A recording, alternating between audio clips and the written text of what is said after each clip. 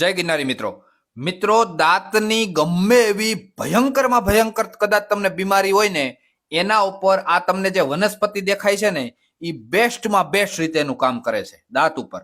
એ ઉપરાંત કોઈને હૃદયની તકલીફ હોય એના ઉપર એક બેસ્ટ પ્રયોગ હું આપીશ. બાળકોને સતત ઉધરસ રહેતી હોય એના ઉપરનો એક પ્રયોગ છે. કોઈનું માથું દુખતું હોય એના ઉપરનો એક પ્રયોગ છે. આવા તો અનેક પ્રયોગો મિત્રો તમને આ વિડીયોમાં જોવા મળવાના છે. ખાસ વિનંતી છે, વિડીયો પૂરેપૂરો જોજો, તમને ઘણું બધું નવું મળશે. અને આ વનસ્પતિના પ્રયોગો હું આપીશ ને એ બધા સબૂત સાથે તમને એના બધા સબૂત પણ આપતો જઈશ કે જો આ કાયદેસર આપણા ઋષિ મુનિઓએ આપેલા પ્રયોગો છે. એટલે ખાસ વિનંતી છે, પૂરેપૂરો વિડીયો જોજો.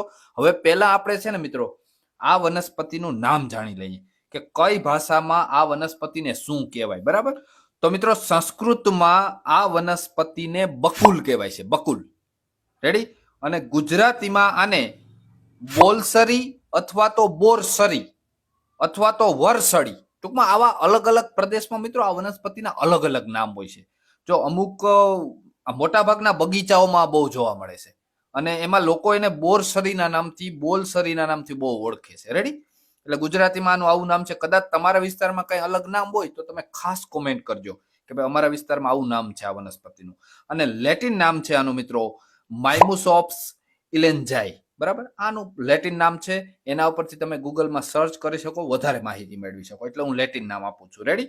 હવે મિત્રો તમે ગમે ત્યાં જો, બગીચામાં જો, શહેરમાં જો, ગામડામાં જો, બધે જોવાય મળે છે. ગમે ત્યાં જો તો તમે આને ઓળખી કેવી રીતે જાઓ એની 2-5 તમને નિશાની આપું કે આ નિશાની તમે યાદ રાખો ને એટલે તમે ફટાફટ આ વનસ્પતિને ઓળખી જશો. રેડી. હવે કઈ નિશાની?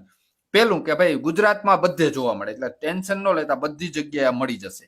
બીજું કે બોરસલીના પાન હોય ને મિત્રો ઈ આંબાના પાન જેવા હોય છે. થોડુંક આંબા, આપણે તમે કેરી ખાતા આંબાના પાન જોયા હશે. બરાબર, એટલે એવા પાન હોય છે. એટલે એના ઉપર તમે ઓળખ થઈ જશે. ટેરવે છે ને, ટેરવે એકદમ નીચે ઈ અણીદાર હોય છે, ટેરવા એના. રેડી. અને એના કલર કેવો હોય? ઘેરો કાળાશ લેતો લીલા રંગનો. બરાબર, એક આમ થોડુંક કાળાશ પડતું પાન હોય અને લીલા રંગનું પાન હોય. બરાબર, અને ઘેરો કલર હોય, એકદમ ઘાટો કલર કહીએ ને આપણે, એવા આના પાનનો કલર હોય છે. બાકી તમને વિડીયોમાં દેખાય છે એના ઉપરથી પણ તમે ઓળખી શકો છો. બીજું, આના ફૂલ હોય ને, ફૂલ મિત્રો, ફૂલની સિઝન હોય એને તો ત્યારે ફૂલ નાના નાના હોય છે, ધોળા કલરના હોય છે. કેવા? અને ચક્ર જેવી આકૃતિ હોય છે. ભગવાન કૃષ્ણનું કેમ ચક્ર હોય એવું ચક્ર આકૃતિ, બરાબર, ચક્ર જેવી આકૃતિઓ હોય છે.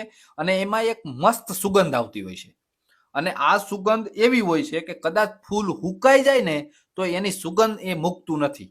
એટલે તમે કદાચ હુકાયેલું ફૂલ જો ને તો એમાં સુગંધ આવતી છે, મસ્ત મીઠી વાસ આવે છે. રેડી. લાકડું હોય ને, લાકડું આનું એકદમ મજબૂત લાકડું હોય, એકદમ મજબૂત. અને થડ હોય ને એકદમ લીસું હોય છે. કેવું? એકદમ સપાટ લીસું. અને એના આકાર તમે જો ને તો આમ છત્રી આકારનો બને છે. જો કટિંગ કરો ને તો આખું છત્રી આકારનું બની શકે છે. એવું જેવું કટિંગ કરું, પાન સૌથી ઓછા ખરે હો મિત્રો. અને આ વાવવું જરૂરી છે. જો તમે ગમે ત્યાં ઘરે ગમે ત્યાં વાવો ને તો છાંયો ખૂબ સારો થાય, કોઈ દી લાકડું તૂટે નહીં, પછી પક્ષીઓને ખૂબ પુષ્કળ પ્રમાણમાં એના ફળ ખાય અને પાન કોઈ દી ખરે નહીં. એટલે આની ઘણી બધી, જો તમે કોઈ પણ વૃક્ષ તમારે વાવવું હોય ને તો પહેલા સિલેક્ટ તમારે આ વૃક્ષ કરવાનું. રેડી. ફળ પાકે, બરાબર, એટલે સિંદુરિયા કલરનું થઈ જાય. પહેલા લીલા કલરનું હોય, પાકે એટલે કેવા કલરનું થઈ જાય? સિંદુરિયા કલરનું, જે તમને વિડીયોમાં દેખાય. ફળની અંદર ગર્ભ નીકળે છે. પાકેલું ફળ હોય ને એની અંદર ગર્ભ હોય, પોચો પોચો. ખાવામાં બહુ મજા આવે, તુરો હોય. બરાબર, સ્વાદમાં તુરો હોય અને તમે ખાઈ શકો એવું નથી, દરેક લોકો ખાઈ શકે. અને બીજું, પક્ષીઓ તો બહુ ખાય છે. અને એની અંદર જે બીજ નીકળે ને, ચીકુ હોય ને એવું બીજ હોય છે. ચીકુનું કેમ બીજ હોય એવું બીજ નીકળે છે. અને એ બીજના પણ હરસમાં ઘણા લોકો એનો સારા સારા પ્રયોગ કરે છે. બરાબર, એટલે આની સામાન્ય ઓળખ હતી. તમે આના ઉપરથી આને ખાસ ઓળખી શકો. બરાબર. હવે આના બેસ્ટમાં બેસ્ટ પ્રયોગો, બરાબર, કે ભાઈ ક્યાં ક્યાં પ્રયોગ તમે કરી શકો આના બેસ્ટમાં બેસ્ટ, એ હવે હું તમને ફટાફટ કહી દઉં. બરાબર, તો પહેલો પ્રયોગ આવે છે જેને હૃદયની તકલીફ હોય. બરાબર, જો હું તમને કટિંગ પણ મૂકતો જાય એટલે તમે જોતા જજો. જેને હૃદય રોગી હોય ને, હૃદય રોગી, એને શું કરવાનું ખબર? બોરસલીના ફૂલ સૂંઘવાથી એને ખૂબ લાભ થાય છે. જો આપણા આયુર્વેદના પ્રાચીન પુસ્તકોમાં લખેલ છે આ માહિતી. એ આ ફૂલ આવે ને, ફૂલ એને સૂંઘે ને તો હૃદય રોગીઓને લાભ થાય છે. મિત્રો વિચાર કરો, ખાલી ફૂલ સૂંઘવાથી આપણી વનસ્પતિ એવી છે આપણે ખબર નથી. બરાબર. બીજો પ્રયોગ આપું છું. બાળકને સતત ઉધરસ રહેતી હોય, સતત વધારે રહેતી હોય તો શું કરવું? બરાબર, તો એના માટેનો એક બેસ્ટ પ્રયોગ છે. એ પહેલા મિત્રો એક ખાસ વિનંતી છે, વિડીયો પસંદ આવે, અમે ખૂબ તમારા માટે મહેનત કરીએ છીએ, તો એક વિડીયોને લાઈક આપજો અને તમારા મિત્રોને જરૂર શેર કરજો, જેથી કરીને આપણા આયુર્વેદનો, આપણી વનસ્પતિ લોકો ઓળખે. બરાબર.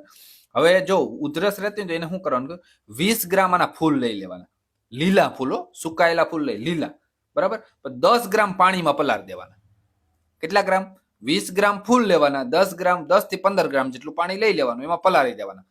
સાંજે પલાળી દેવાના, સવારે ઉઠી ગાળી અને ઈ માત્ર ઈ પાણી છે ને, જી પાણી ફૂલવાળું, ઈ પાણી તમારે બાળકને નરણા 3 દિવસ પાઈ દેવાનું. એટલે તમને ઉધરસમાં અતુલ્ય ફાયદો થશે, એમ માનો ને, ઘણો બધો ફાયદો થશે. રેડી? આનો બીજો પ્રયોગ હતો મિત્રો. ત્રીજો પ્રયોગ એવો છે કે જ્યારે કોઈ વ્યક્તિનું માથું દુખતું હોય ને, માથું, તો એને બોરસલીના અંદરના જે બીજ હોય ને, બીજ, સુકાયેલા બીજ, એકદમ સુકાઈ ગયા હોય એવા બીજ લઈ લેવાના, એનું ચૂર્ણ કરી નાખવાનું. બરાબર. ખાંડી મિક્સરમાં ક્રશ કરીને એકદમ ચૂર્ણ કરી દે. ઈ ચૂર્ણ છે ને, ઈ ખાલી નાક વડે સૂંઘવામાં આવે ને, નાક વડે સૂંઘવામાં, તો પણ માથું દુખતું હોય ને એને રાહત થઈ જાય છે મિત્રો. એટલું અદ્ભુત આનું કામ. મિત્રો હવે બેસ્ટમાં બેસ્ટ 2 પ્રયોગ, એ દાંત ઉપર, બંને દાંત ઉપર જ ના પ્રયોગ છે. આમાં પહેલો પ્રયોગ આપે છે વૈદ મનોરમા. મનોરમા નામના વૈદ આ પ્રયોગ આપે છે કે જેને અસહ્ય દાંત દુખતા હોય એને શું કરવાનું, બોરસલીના ડાળીનું દાંતણ કરી લેવાનું. બરોબર. બોરસલીની નાની કૂણી એવી ડાળી લઈ લેવાની.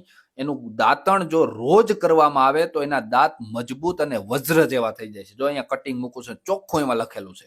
અને બીજો પ્રયોગ છે ને, એ ક્યાં ઋષિ આપે ખબર?